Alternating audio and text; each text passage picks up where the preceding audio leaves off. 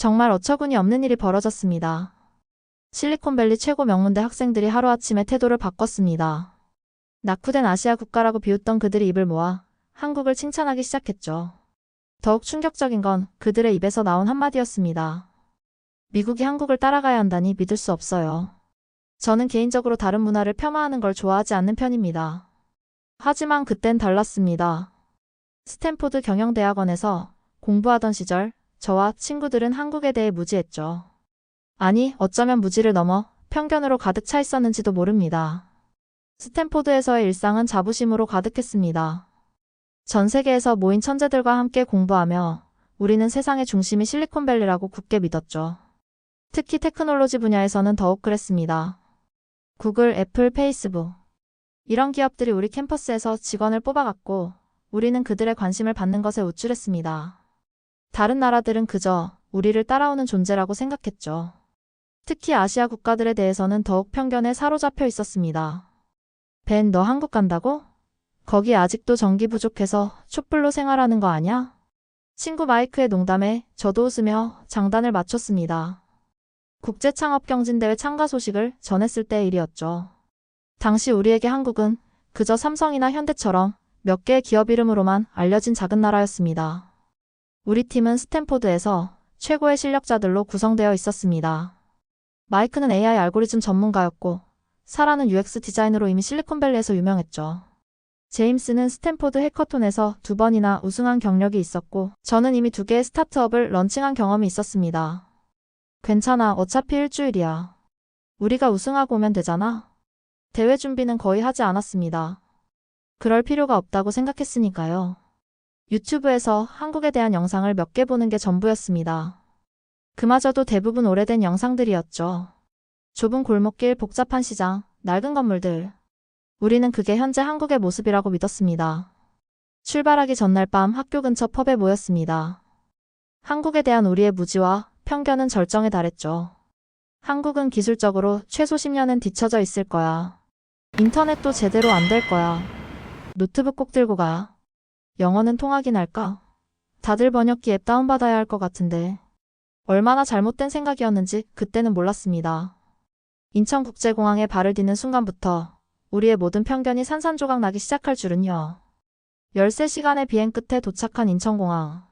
피곤한 몸을 이끌고 입국장으로 향하는 순간 우리 모두 말을 잃었습니다. 눈앞에 펼쳐진 광경은 마치 미래도시 같았죠. 거대한 유리 천장을 통해 쏟아지는 자연광, 깔끔하게 정돈된 동선, 그리고 어디서든 느낄 수 있는 최첨단 기술의 향기까지. 잠깐만. 이게 진짜 한국이야. 마이크가 믿을 수 없다는 듯 중얼거렸습니다. LA공항이나 뉴욕공항과는 완전히 다른 차원이었죠. 입국 심사대에서는 더 큰 충격이 기다리고 있었습니다. Welcome to Korea. Your first time here? 완벽한 발음의 영어로 우리를 맞이하는 입국 심사관. 미국에서는 상상도 할 수 없는 친절함이었습니다. 불과 30초 만에 심사가 끝났죠. 미국이었다면 최소 30분은 기다려야 했을 겁니다. 입국장을 빠져나와 수화물을 찾으러 가는 동안 우리의 충격은 계속됐습니다. 깨끗한 바닥, 정확한 안내 표지판, 그리고 무엇보다 질서 정연한 사람들의 모습까지. 미국의 공항에서 흔히 볼 수 있는 혼란스러운 모습은 어디에도 없었습니다. 이게 말로만 듣던 한국의 시스템이구나. 사라가 감탄사를 연발했습니다. 특히 그녀의 눈길을 사로잡은 건 공항 곳곳에 설치된 스마트 시스템이었죠. 키오스크에서는 다국어 서비스가 제공되었고 로봇 안내원이 돌아다니며 길 잃은 여행객들을 도와주고 있었습니다. 수화물 찾는 곳에서는 또 다른 놀라움이 기다리고 있었습니다. 우리 가방은 이미 컨베이어 벨트 위에서 돌고 있었고 스크린에는 정확한 도착 시간이 표시되어 있었죠. 미국에서는 항상 불안했던 수화물 찾기가 여기서는 이렇게 간단하다니. 우리가 정말 큰 착각을 하고 있었나 봐. 제임스의 말에 모두가 고개를 끄덕였습니다. 아직 한국의 첫 발걸음을 뗀 것뿐인데 우리의 편견은 이미 무너지기 시작했습니다. 하지만 이건 시작에 불과했습니다. 진짜 충격은 공항철도를 타는 순간부터 시작됐으니까요. 티켓 구매부터 탑승까지 우리가 경험한 모든 순간이 새로웠습니다. 미국의 대중교통과는 비교할 수 없는 수준의 시스템이 눈앞에 펼쳐졌죠. 이제 알겠어. 왜 사람들이 한국을 디지털 강국이라고 하는지. 마이크의 말에 우리 모두 동감했습니다. 불과 몇 시간 전만 해도 우리는 한국을 낙후된 아시아 국가라고 생각했습니다. 하지만 이제는 달랐죠. 우리의 무지와 편견이 얼마나 부끄러운 것이었는지를 깨닫기 시작했습니다. 그리고 이건 정말 시작에 불과했습니다. 서울에서 우리를 기다리고 있는 더 큰 충격들은 상상조차 하지 못했으니까요. 공항철도에서 내려 서울 도심으로 향하는 순간 우리의 눈앞에 믿을 수 없는 광경이 펼쳐졌습니다. 마치 SF 영화의 한 장면 같았죠. 반짝이는 고층 빌딩들 사이로 형형색색의 네온 사인이 빛나고 있었습니다. 이게 우리가 생각하던 그 한국이 맞아? 제임스의 목소리에 놀라움이 가득했습니다. 우리는 서울이 이렇게 현대적인 도시일 거라고는 상상도 못했죠. 유튜브에서 본 좁은 골목길과 낡은 건물들은 어디에도 보이지 않았습니다. 첫 번째 충격은 지하철이었습니다. 개찰구를 지나는 순간부터 모든 게 달랐죠. 휴대폰만 있으면 티켓이 필요 없었습니다. 삐 소리와 함께 게이트가 자동으로 열렸죠. 잠깐, 이거 진짜 놀랍다. 뉴욕 지하철은 아직도 종이 티켓을 긁어야 하는데. 마이크의 말에 다들 고개를 끄덕였습니다. 하지만 더 놀라운 건 지하철 아니었죠. 깨끗한 객실, 완벽한 냉방, 그리고 무엇보다 놀라웠던 건 와이파이였습니다. 여기 와이파이 속도 봤어? 우리 학교보다 빠른데? 사라가 휴대폰을 들어 보였습니다. 다운로드 속도가 무려 500MB. 스탠포드 도서관에서도 이 정도 속도는 나오지 않았죠. 그것도 지하철 안에서 말입니다. 하지만 진짜 충격은 사람들의 모습이었습니다. 모두가 조용히 자신의 일에 집중하고 있었고, 통화는 플랫폼으로 나가서 했죠. 뉴욕 지하철에서 흔히 볼 수 있는 시끄러운 통화나 음악 소리는 찾아볼 수 없었습니다. 이 사람들 전부 로봇 아냐? 이렇게 질서정연할 수가. 우리의 놀라움은 여기서 끝나지 않았습니다. 저녁을 먹으러 들른 식당에서는 또 다른 미래를 만났죠. 테이블에 있는 QR코드를 스캔하자 메뉴가 휴대폰에 나타났고 주문부터 결제까지 모든 게 스마트폰으로 해결됐습니다. 미국에서 이런 시스템 본 적 있어? 실리콘밸리에서도 못 봤어. 음식이 나오는 속도도 놀라웠습니다. 주문 후 15분도 안 돼요. 뜨거운 요리가 테이블에 올랐죠. 그것도 로봇 서버의 손에 의해서요. 밤이 되자 서울은 또 다른 얼굴을 보여줬습니다. 밤 11시가 넘었는데도 거리는 여전히 활기찼죠. 젊은이들은 카페에 모여 공부하고 있었고 24시간 문을 여는 식당들도 많았습니다. 뉴욕에선 이 시간에 혼자 걸으면 위험한데 여기는 전혀 그렇지 않네. CCTV도 많고 특히 편의점은 우리에게 완전히 새로운 경험이었습니다. 그곳은 단순한 상점이 아닌 작은 생활문화 공간이었죠. 따뜻한 음식을 데워 먹을 수 있는 공간이 있었고 택배도 보낼 수 있었습니다. 우리나라 편의점은 그냥 과자랑 음료수나 파는데 여기선 은행 업무까지 할 수 있대. 믿어져? 다음날 아침 우리는 카페에 모여 대회 준비를 하기로 했습니다. 그런데 이곳에서도 놀라움은 계속됐습니다. 모든 테이블에 전기 콘센트가 설치되어 있었고 와이파이는 기본이었죠. 이게 바로 디지털 노마드의 천국이구나. 우리가 이런 걸 후진국이라고 생각했다니. 카페에서 만난 현지 대학생들의 이야기는 더욱 충격적이었습니다. 그들은 이미 몇 개의 스타트업을 운영한 경험이 있었고 블록체인과 AI에 대한 지식도 깊었죠. 너희들 전공이 뭐야? 컴퓨터 공학이요. 저희 학교는 1학년 때부터 AI 프로그래밍을 가르쳐요. 우리는 서로를 바라보며 쓴웃음을 지었습니다. 스탠포드에서도 그 정도 수준의 교육은 3학년이 되어야 시작하는데 말이죠. 하루가 지날수록 우리의 편견은 완전히 무너져 내렸습니다. 이곳은 우리가 상상했던 낙후된 아시아 국가가 아니었습니다. 오히려 많은 면에서 미국보다 앞서 있었죠. 우리가 정말 큰 실수를 했어. 너무 무지했던 거지. 그리고 이건 시작에 불과했습니다. 다음 날부터 시작된 창업 경진대회에서 우리는 더 큰 충격을 받게 되니까요. 경진대회가 열리는 스타트업 캠퍼스에 도착했을 때 우리는 또 한 번 충격에 빠졌습니다. 건물 자체가 거대한 혁신의 공간이었죠. 1층부터 꼭대기층까지 모든 공간이 스타트업을 위해 설계되어 있었습니다. 이게 정부에서 지원하는 시설이라고? 실리콘밸리보다 더 좋은데? 마이크의 말에 다들 고개를 끄덕였습니다. 초고속 인터넷은 기본이었고 3D 프린터실, VR 테스트룸, 심지어 수면실까지 있었죠.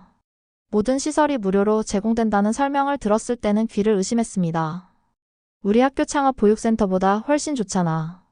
이런 시설을 무료로 사용할 수 있다니. 하지만 진짜 충격은 이제 시작이었습니다. 대회가 시작되고 다른 팀들의 발표를 보면서 우리의 자신감은 순식간에 무너져 내렸죠. 한국 팀들의 발표는 우리의 상상을 완전히 뛰어넘었습니다. AI 기술을 활용한 환경 문제 해결 방안, 블록체인 기반의 새로운 금융 시스템, 메타버스를 활용한 교육 플랫폼. 모든 아이디어가 혁신적이었죠. 잠깐, 우리가 준비한 건 너무 기초적인 것 같은데? 이 정도일 줄은 몰랐어. 특히 충격적이었던 건 프레젠테이션의 수준이었습니다. 모든 팀이 완벽한 영어로 발표를 진행했고, 데이터에 기반한 철저한 시장 분석을 보여줬죠. 우리가 자랑스럽게 준비한 발표가 갑자기 초라해 보였습니다. 이런 수준의 대회일 줄 알았다면 더 준비했어야 했는데, 우리가 너무 안일했던 것 같아. 점심시간에 만난 한국 팀들과의 대화는 더 큰 충격이었습니다. 그들은 이미 여러 개의 특허를 보유하고 있었고, 실제 제품을 출시한 경험도 있었죠. 너희 몇 살이야? 저희요? 다들 23살, 24살이에요. 우리보다 어린 나이였습니다. 그런데 그들의 경험과 지식은 우리를 훨씬 앞서 있었죠. 특히 기술에 대한 이해도는 비교가 안 될 정도였습니다. 우리 팀은 작년에 정부 지원금으로 시제품을 만들었어요. 이번에는 글로벌 시장 진출을 준비하고 있죠. 그들의 이야기를 들으며 우리는 점점 더 작아지는 기분이었습니다. 스탠포드라는 이름에 너무 안주했던 건 아닐까. 처음으로 진지하게 고민하기 시작했죠. 우리가 세계 최고라고 생각했는데 다들 착각하고 있었던 거야. 대회 둘째 날 우리는 한국팀과 협업하게 됐습니다. 처음에는 걱정됐지만 그들과 함께 일하면서 또 다른 충격을 받았죠. 그들의 일하는 방식은 우리와 완전히 달랐습니다. 이렇게 효율적일 수가. 우리도 배워야 할 것 같아. 특히 팀워크가 정말 대단해. 한국 팀원들은 개인의 능력을 뽐내기보다 팀의 성과를 중요하게 생각했습니다. 모든 결정은 토론을 통해 이루어졌고 각자의 역할은 명확했죠. 우리가 미처 생각하지 못한 부분들을 꼼꼼하게 챙기는 모습에 감탄했습니다. 이런 게 진정한 협업이구나. 우리는 그동안 뭘 했던 거지? 밤늦게까지 이어진 작업 동안 우리는 한국의 스타트업 문화에 대해 더 많이 배웠습니다. 그들에게 실패는 두려움의 대상이 아니었죠. 오히려 빠르게 실패하고 그것을 통해 배우는 것을 중요하게 여겼습니다. 우리는 일주일 만에 프로토타입을 만들어요. 고객 피드백을 받고 바로 수정하죠. 빠른 실행과 개선. 이게 진짜 스타트업 정신이구나. 마지막 날 우리 팀은 우승하지 못했습니다. 하지만 이상하게도 실망스럽지 않았죠. 오히려 이번 경험을 통해 더 값진 것을 얻었다고 느꼈습니다. 우리가 우물한 개구리였던 거야. 세상은 우리가 생각한 것보다 훨씬 더 넓고 발전했어. 이제 우리는 알았습니다. 진정한 혁신은 편견 없이 세상을 바라볼 때 시작된다는 것을. 그리고 한국은 이미 그 혁신의 최전선에 서 있다는 것도요. 하지만 우리의 깨달음은 여기서 끝나지 않았습니다. 대회가 끝난 후 우리는 더 놀라운 한국의 모습을 발견하게 되니까요. 그리고 얼마 후 우리는 한국의 실제 생활을 더 깊이 경험해보기로 했습니다. 한국 팀원들의 초대로 시작된 일상 탐험은 또 다른 차원의 충격을 안겨주었죠. 첫 방문지는 한국 팀원 민수의 아파트였습니다. 그가 사는 아파트 단지에 들어서는 순간 우리는 또 한 번 말을 잃었습니다. 이게 진짜 아파트 단지야? 마치 리조트 같은데? 단지 입구부터 느껴지는 압도적인 규모와 시설들. 수영장, 피트니스 센터, 도서관, 영화관. 심지어 지하에는 방음시설을 갖춘 음악실까지 있었습니다. 잠깐, 이 모든 시설을 주민들이 무료로 이용할 수 있다고? 응, 당연하지. 여기는 평범한 중산층 아파트거든. 민수의 대답에 우리는 믿기지 않는다는 듯 서로를 바라보았습니다. 뉴욕에서는 이 정도 시설을 갖춘 곳은 최고급 콘도에서나 볼 수 있는데 말이죠. 아파트 현관에 들어서자 더 놀라운 광경이 펼쳐졌습니다. 지문인식으로 문이 열렸고 집 안의 모든 것이 스마트폰으로 제어됐죠. 여기 봐. 출근할 때 이 버튼만 누르면 민수가 스마트폰 앱을 보여주었습니다. 한 번의 터치로 모든 전등이 꺼지고 가스밸브가 잠기고 에어컨이 꺼졌죠. 심지어 현관문 잠금 상태까지 확인할 수 있었습니다. 우리 집은 아직도 일일이 다 확인해야 하는데 정말 미래에 온 것 같아. 저녁 식사를 위해 배달 앱을 열었을 때는 또 한 번 놀랐습니다. 음식점 수백 개가 즉시 배달 가능했고 실시간으로 배달원의 위치까지 추적할 수 있었죠. 30분 안에 배달된다고? 우리 동네는 2시간도 더 걸리는데. 더 놀라운 건 결제 시스템이었습니다.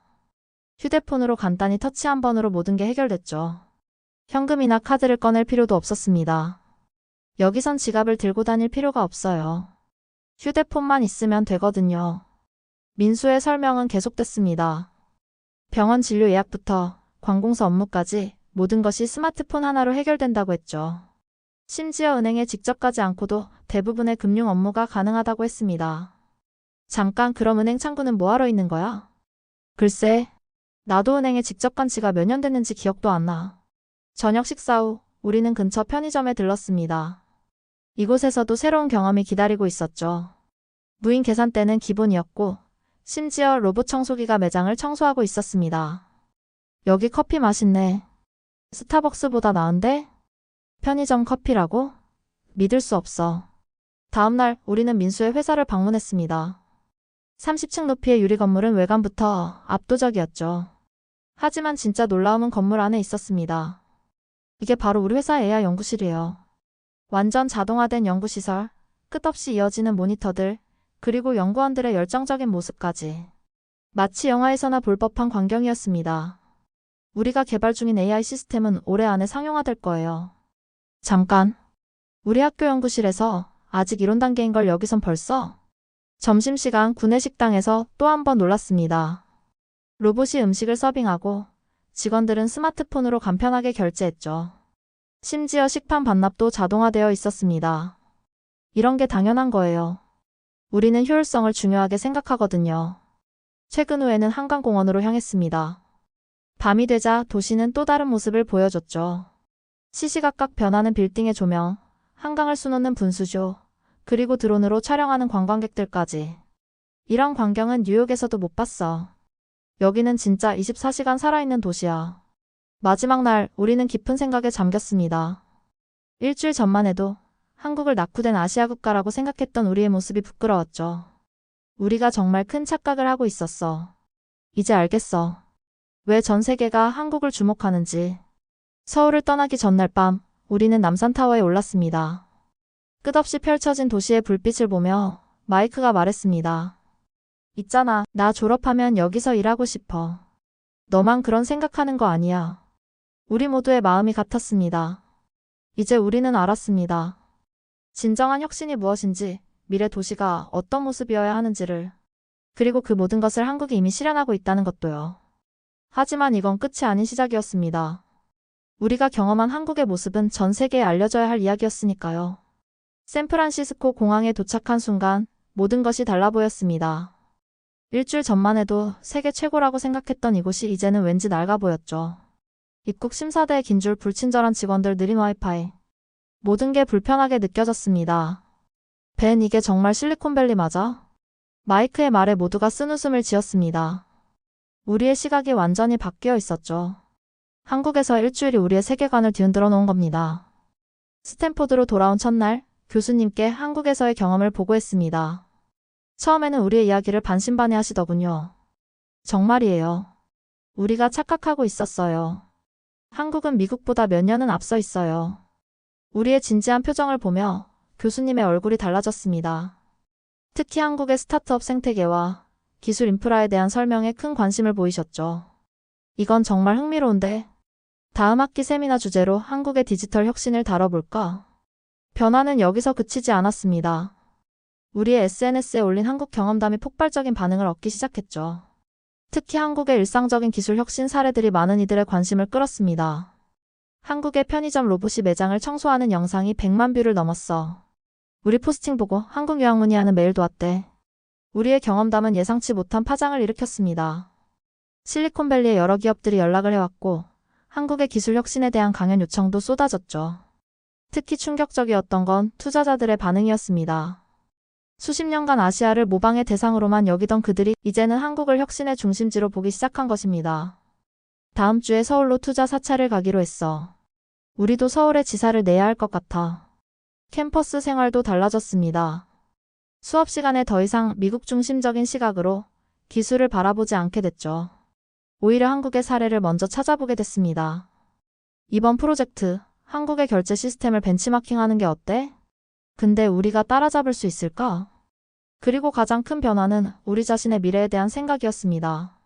졸업 후에 진로를 고민하던 우리는 이제 새로운 가능성을 보기 시작했죠. 나 한국 기업 인턴십 지원했어. 정말? 나도 서울 스타트업 알아보는 중이야. 6개월 후 우리 중 2명이 실제로 한국행을 결정했습니다. 마이크는 삼성전자 AI 연구소에, 사라는 한국의 핀테크 스타트업에 합류하게 됐죠. 부모님이 처음엔 반대하셨어. 왜 하필 한국이냐고. 우리 부모님도 그러셨는데 내가 찍은 영상들 보여드리니까 생각이 바뀌시더라. 이제 우리는 매주 화상통화로 서울에 있는 친구들의 근황을 듣습니다. 그들의 이야기를 들을 때마다 우리가 얼마나 좁은 시각으로 세상을 바라보고 있었는지 다시 한번 깨닫게 됩니다. 여기 적응하니까 더 좋아. 매일이 새로운 경험이야. 이제는 미국이 오히려 불편하게 느껴질 정도라니까. 오늘도 저는 스탠포드 도서관에 앉아 서울행 항공권을 검색해봅니다. 언젠가는 저도 그곳에서 새로운 도전을 시작하고 싶다는 생각이 들어서요. 그리고 이제는 확신합니다.